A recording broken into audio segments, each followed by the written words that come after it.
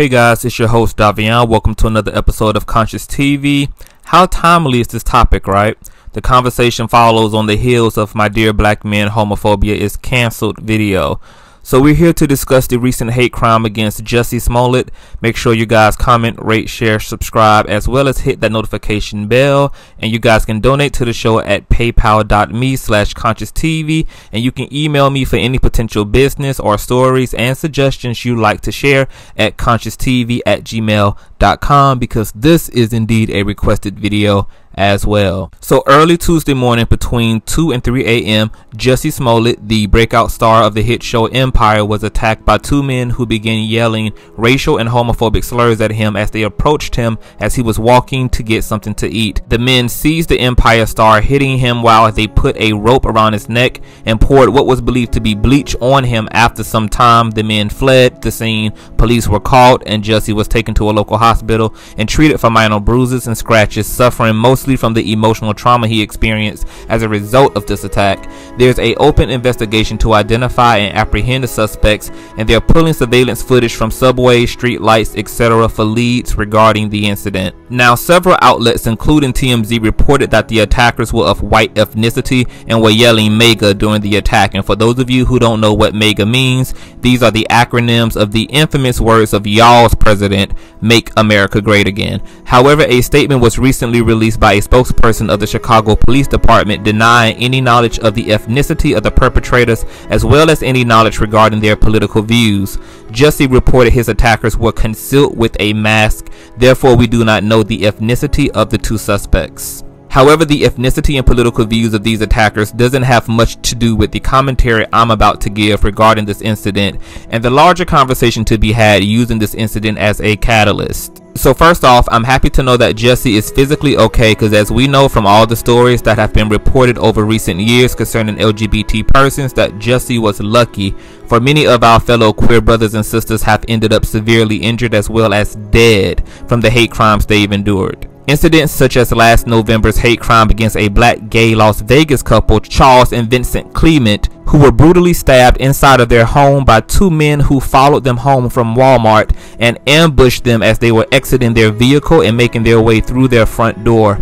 Or the incident in Georgia that left black gay couple Anthony Gooden and Marquez Tolbert severely burnt over 60% of their bodies, leaving one of the victims in a medically induced coma for several weeks after one of the victims' stepdad poured scalding, boiling hot water over the couple as they slept in the living room of the mother's home. Or how about the incident in California that left 10-year-old Anthony Aviles dead after he was tortured and dropped on his head 10 times as a result to coming out as gay by his stepdad while his mom watched, leaving him in a coma where he ultimately succumbed to his injuries and died later in the hospital. Or how about the incident in Mississippi where trans woman Dee Wickham was stabbed 119 times by Dwayna Hickerson for being transgendered? Or what about the incident in New York where a lesbian couple and their two children were found murdered in the basement of their homes a day after Christmas by Justin Maine and James W. White? Or what about the incident in California involving Georgia native Ryan Singleton, who had flew out to Vegas to pursue his dreams of being a filmmaker, to only have his remains found in a California desert 2 months later with all of his major organs missing from his body, and there are still no leads in that investigation. And people, we're not even scratching the surface of the gruesome and extreme deaths and crimes committed against LGBT persons in America. And if you do just a little bit of your own personal research, baby, the crimes against trans and gay men and women in America look like child's play in other parts of the world, such as Africa and the Caribbean islands, where gays have been set on fire alive in the middle of mobs rooting for their persecution for simply being same gender loving or trans identifying. Now, putting this into context so that we can understand what many have referred to as the LGBT community being sensitive and overly forceful towards those who misgender and openly do not support nor agree with homosexuality and transgenderism. These are the blatant examples as to why. You see, when you are a cisgender heterosexual male or female, it's so easy to toss the concerns, fear, anger, and anxiety of same-gender loving people off as whiny and self-imposing propaganda, because you have the privilege of being what is considered normal. But to many LGBT identifying individuals, we know all too well how real sentiments such as those expressed by Kevin Hart, who tweeted that he would smash a dollhouse over his son's head for simply being gay. Many LGBT children have committed suicide, such as Justin Aberg, Leila Alcorn, Taylor Alessina, James Baker, Jayden Bell, Blake Brockington, Tyler Clemetta, James Miles, Kyler Prescott, James Rodmayer, Melena Rose, Sergio Urigo, and countless others because of bullying at school and or from being rejected by their parents. Research have found that attempted suicide rates and suicidal ideation amongst lesbian, gay, bisexual, and trans youth is significantly higher than that amongst the general population. LGBT adolescents have the highest rate of suicide attempts, which scientific research indicates is linked to homophobic attitudes and heterosexist discrimination, including political attacks on the civil rights of LGBT people, such as in the contemporary efforts to halt the establishment of same-sex marriage and religious inclusion. What heterosexuals see as just a joke is actually the brutal reality that most LGBT persons exist within. We've heard punk, faggot, and fire and brimstone sermons against us since our time in the world. Oftentimes we were subjected to teasing and bullying before even knowing our own sexual identity. What you believe is your constitutional right to disagree, reject, and to blatantly judge those who are LGBT identifying actually motivates the murder and stress that leads to LGBT people's demise and suicide, and that is not okay, especially in a country where the teachings of Jesus is held as the national religion of America. So when homosexual and trans men and women are fighting for civil rights, or fighting against the bigotry of religion, or fighting for visibility within the media, they're fighting not to shove their shit in your face, but to shove their presences in the mainstream world in the faces of other LGBT people who have no representation within their communities, schools, churches, or families. Our fight has nothing to do with what y'all believe. It's about what we believe and what we have a right to, which is freedom, protection, and our rights. Because as long as we are law-abiding, tax-paying citizens, bitch, there ain't nothing you can say or preach to justify why a community shouldn't have their civil rights. Kevin Hart may have been joking about hurting his son for being gay, but as you heard in this commentary, many mothers and fathers will and do murder and hurt their own for simply being who and what they are.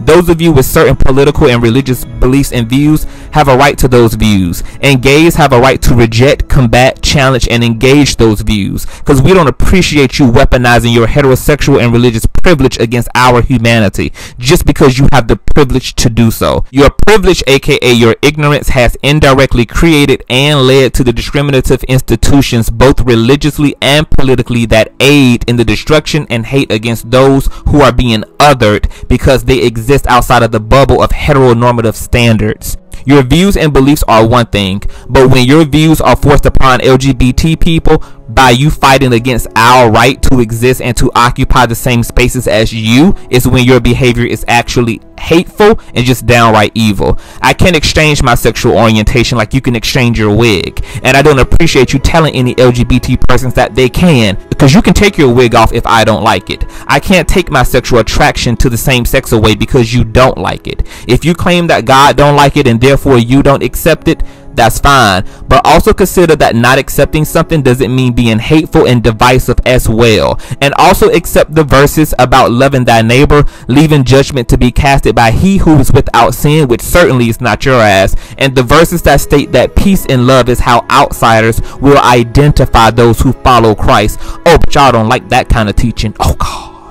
These hate crimes against LGBT people are ridiculous. That's why I carry my gun in my Gucci backpack everywhere I go, including into banks, daycares, funeral homes, churches, schools, federal buildings, grocery stores, malls, and to family barbecues. Because the only hate crime that's gonna happen if you run up on me with any level of fuck shit is me shooting your ass.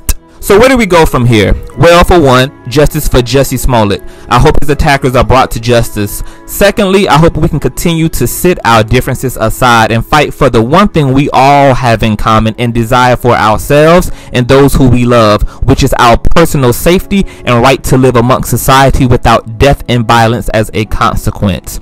I end this conversation until next time with the words from the forefathers of this country, who with vision and a form of morality formed what we have today as the Constitution of the United States of America. And I quote, that all men are created equal. that they are endowed by their Creator with certain unalienable rights, that among these are life, liberty, and the pursuit of happiness.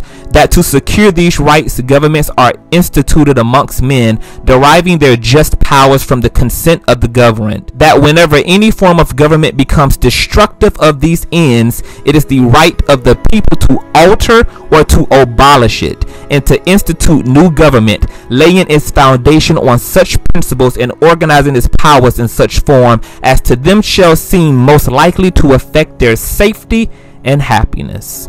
Allow those words to marinate in your spirit tonight. Ask God to help you to understand how to rightfully discern love and peace amongst your brethren from hate, cruelty, and divisiveness disguised as righteousness. You guys know to comment, rate, share, subscribe, hit that notification bell, and you can donate to the show through paypal.me/conscious-tv and or email me at conscious-tv@gmail.com, as well as follow me on that Instagram at conscious-tv. God bless.